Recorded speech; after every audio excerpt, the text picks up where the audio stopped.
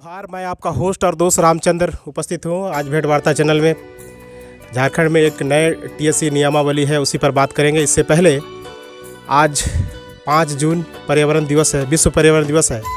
इसमें उन सभी को मैं सलाम करता हूँ जो जल जंगल ज़मीन बचाने के लिए लड़ाई कर रहे हैं। आइए शुरू करते हैं। हमारे आज के मेहमान हैं संजय पाहन, जो जैस के संरक्षक भी हैं और जामताड़ा जिला के अध्यक्ष भी हैं। आए हैं मुझसे बात करने के लिए। उसी से टीएससी से संबंधित हम लोग बात करेंगे, पी पेशा और 5वीं अनुसूची के बारे में भी बात करेंगे। चलिए सबसे पहले इसका परिचय जानते हैं। सर, आपका नाम और जैस के कब से आप काम कर रहे हैं? जी, मेरा नाम संजय पाहन है। मैं जय आदिवासी युवा शक्ति का झारखंड और पश्चिम बंगाल प्रभारी हूँ। लगभग जैस का जो गठन है तब से मैं जैस से जुड़ा हूँ और सामाजिक रूप से बहुत पहले से काम करता हूँ। जी धन्यवाद। चलिए, बहुत अच्छा। चलिए सवालों का सिलसिला स्टार्ट करते हैं।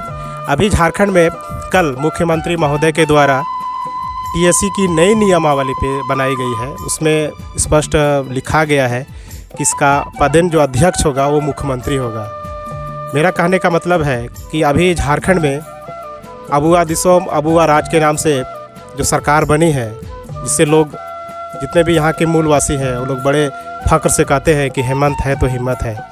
मैं ये जानना चाहता हूँ, अगर ये मुख्यमंत्री हमारे जो झारखंड के हैं, जिन्होंने ये टीएससी की नई नियमावली के तहत अपने को अध्यक्ष पद के लिए नामित किया गया है, अगर दूसरी बार अगर कोई दूसरे गैर आदिवासी मुख्यमंत्री होते हैं तो नई नियमावली टीएससी का क्या होगा? इसके बारे में आपका क्या विचार है? सबसे पहले तो आज हमारे सभी सुनने वालों को विश्व पर्यावरण दिवस की शुभकामनाएं। देखिए रामचंद्र जी, सबसे पहले भारत का संविधान 244 है और संविधान जो पूरे अनुसूचित क्षेत्र जो हमारे झारखंड के 13 जिले में लागू होता है, ये इसका अधिकार क्या है? राष्ट्रपति आदिवासियों के प्रति उत्तरदायित्व है और उनका जो है राज्यपाल जो है वो 6-6 महीने में रिपोर्ट देंगे राज्यपाल के लिए। और राज्य गठन का 20 साल होने के बाद भी विधिवत टीएससी प्रशासन व्यवस्था के यहाँ लागू नहीं हुआ है झारखंड में। ये बहुत दुखदायी है। और मुख्यमंत्री को यहाँ पे जो 13 जिले जो हैं, जो विशेषकर आदिवासी जिले हैं, यहाँ पे रांची में विधिवत ये विधानसभा या कैबिनेट सम्मत या शासन प्रणाली नहीं चलेगा। भारत के संविधान अनुसार 13 जिले के लिए अलग सचिवालय होंगे, अलग से यहाँ पे आर्थिक खर्च होंगे और सारा और परंपरागत रूढ़िवादी व्यवस्था, जैसे जामताड़ा जिला हो गया, दुमका जिला हो गया, तो इनको लेके एक शासन व्यवस्था चलेगा ताकि आदिवासियों के हाथ में अबुआ दिसुम अबुआ राज आए। तो जैस और सारे आदिवासी संगठन इसके लेके विधिवत पूरे राज्य में और पूरे देश में विगत 20 वर्षों से आंदोलन चला रहा है। हमने संसद भी घेरा। हम लोगों ने आज देखिए, आज जल जंगल जमीन हमारा है मतलब क्या हुआ? आज हम अपने क्षेत्र में ठेका पट्टा बाजार हाट माइनिंग को अधिकार, ये अधिकार से वंचित है और हमारे लोगों को काम नहीं मिल रहा है। हमारे लोग विस्थापित हो रहे हैं और ये पे पेशा कानून के साथ साथ मतलब जो प्रशासनिक ढांचा होगा ये आदिवासियों का हाथ में रहेगा, ये कहता है 5वीं अनुसूची। और इस क्षेत्र में जो भी विकास होगा, यहाँ का जो स्थानीय लोगों का जो परंपरागत व्यवस्था, उसे लेते हुए व्यवस्था जो शासन व्यवस्था होगा। लेकिन दुख की बात है कि आदिवासी शासन होते हुए, आदिवासी सरकार के द्वारा आदिवासी मुख्यमंत्री होते हुए इन 2 वर्षों में तो कोरोना काल था, हम लोग हमारे द्वारा भी आंदोलन नहीं हुआ। पी पेशा कानून और 5वीं अनुसूची को लेकर जैस के द्वारा दिल्ली भी घेरा गया था पूरे भारत का मामला लेकर। उसके बाद रांची में भी बड़े आंदोलन किया गया था। लेकिन मुख्यमंत्री बने हुए लगभग 2019 में चुनाव हुआ है और 2 साल हो गया है। 2 साल में भी हम लोग देख रहे हैं कि बीजेपी हटाकर ये सरकार आई है और इस सरकार को मौका दिया जा रहा है कि जिनके वोट लेकर ये आज शासन व्यवस्था कर रहे हैं और 5वीं अनुसूची को इसको पुनः तो लागू करने का मांग हम करते हैं। नई जो टीएससी नियमावली है, इसमें मुख्यमंत्री का अध्यक्ष होगा। ये ज़रूरी नहीं है कि आने वाले जो चुनाव होंगे, इसके पहले 2024 या 25 में जो भी चुनाव हो, उसमें ज़रूरी नहीं है कि आदिवासी ही मुख्यमंत्री। अगर गैर आदिवासी मुख्यमंत्री होगा तो इस पर क्या प्रभाव पड़ेगा? इसके बारे में आपकी क्या राय है?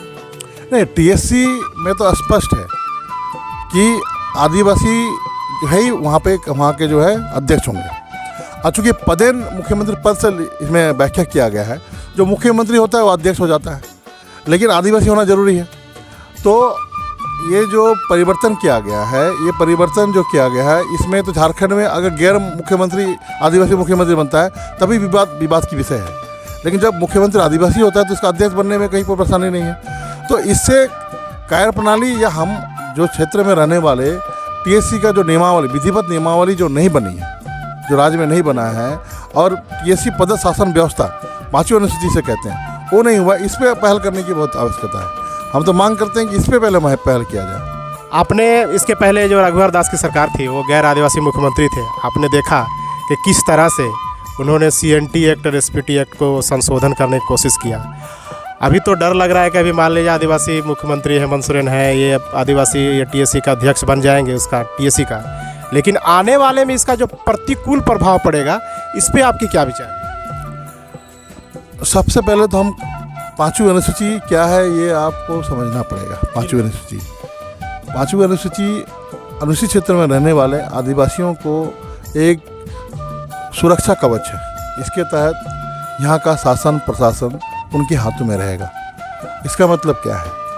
मैंने परंपरागत रूढ़िवादी व्यवस्था के तहत जो हम आदिकाल से इस क्षेत्र में निवास करते वक्त, हमारे जीवन में अभी भी पहान का महत्व है, हमारे जीवन में अभी भी पनभोरा का महत्व है, हमारे जीवन में अभी भी उरांव लोग का कटवार का महत्व है।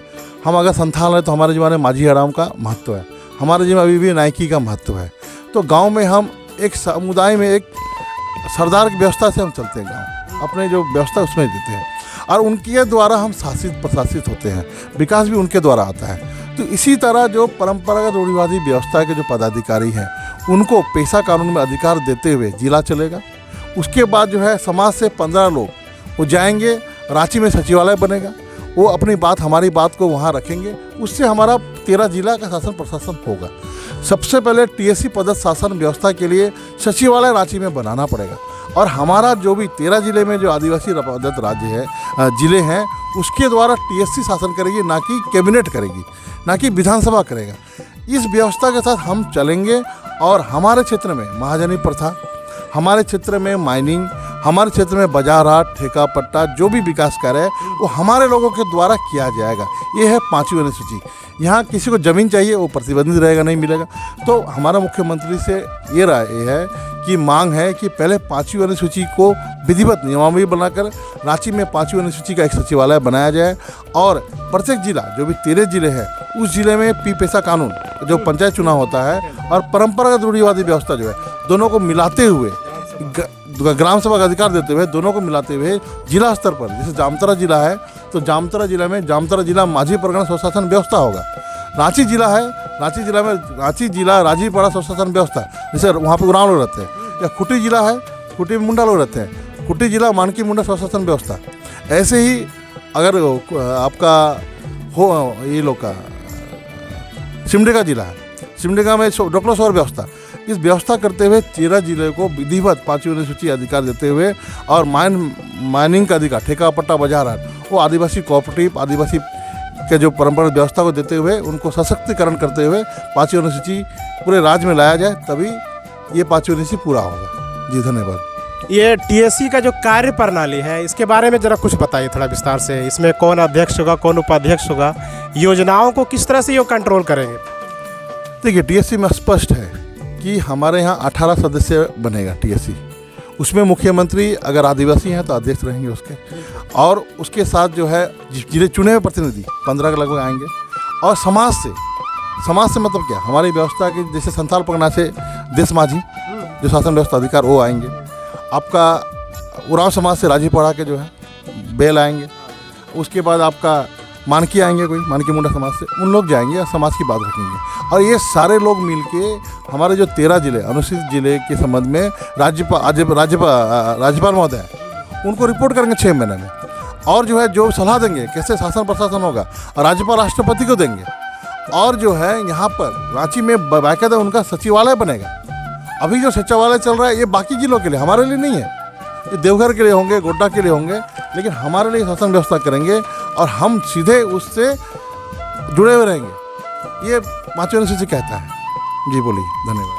ये कहने का मतलब ये नई TSC का नियमावली है, इसमें क्या जैस सपोर्ट कर रहा है या विरोध करेगा इसका?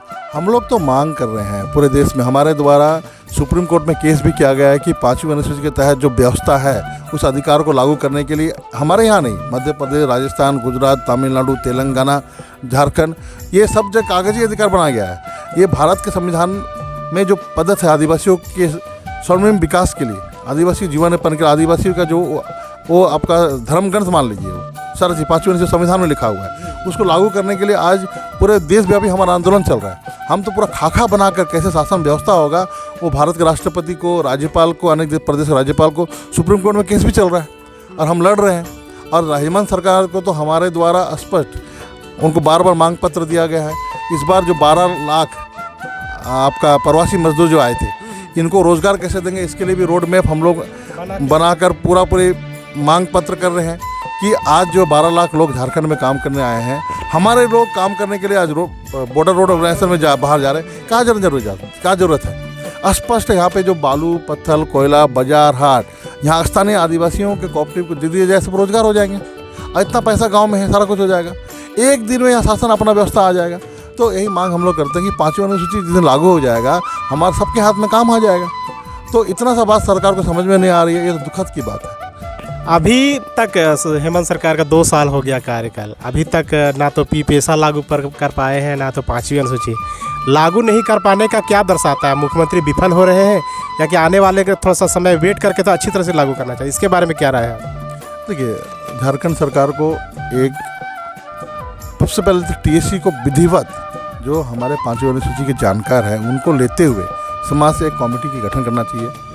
शिक्षा टीएससी का अपना एक बिल्डिंग होना चाहिए। आज इतना दुख की बात है, 20 साल के बाद इतना बिल्डिंग बन रहा है, लेकिन टीएससी का एक ठिकाना जिसका पता ही नहीं है, एड्रेस ही नहीं है, कह रहा हूँ कहाँ जाएंगे टीएससी। तो इतना महत्वपूर्ण व्यवस्था जो भारत के संविधान में 244(1) में व्याख्या देती है, इसके लिए हमारे वीर महापुरुषों बिरसा मुंडा, सिद्धू कानू, बीर चतरा टना भगत, बीर बुद्धू भगत, अनेकों संथाल विद्रोह में, देखिए हम तो 1876 में शेड्यूल डिस्ट्रिक्ट एक्ट बन गया था, 1876 जब गांधी जी का जन्म नहीं हुआ था, और अम्बेडकर साहब तो बाद में आए। तो हमारे पूर्वज ने तब जान की आहुति देकर अपन अधिकार ले लिया था। ये तो दुखद है कि आज के हमारे राजनेता समझ नहीं पाते हैं। हम लोग आंदोलन कर रहे हैं, आंदोलन करेंगे, और जब तक इस शेड्यूल एरिया का अधिकार नहीं मिलेगा तब तक आंदोलन जैसे करता रहेगा और पूरे देश में करता रहेगा। और ये अधिकार कि हमारा मांग है कि सबसे पहले टीएससी को विधिवत उसका नियमावली बनाकर उसे ज़मीन पर उतारा जाए और उन्हें अधिकार दिया जाए, तुरंत आदिवासियों का विकास होना चालू हो जाएगा। पैसा अभी तक नहीं लागू कर पाए, इसका तो हम लोग का बहुत दुख है, लेकिन क्या ये पैसा फ्यूचर में लागू हो जाएगा कि नहीं लागू? कि सरकार ढुलमुल रवैया अपना के अपना कार्यकाल पूरा कर देगी, इस पर आपकी क्या राय है?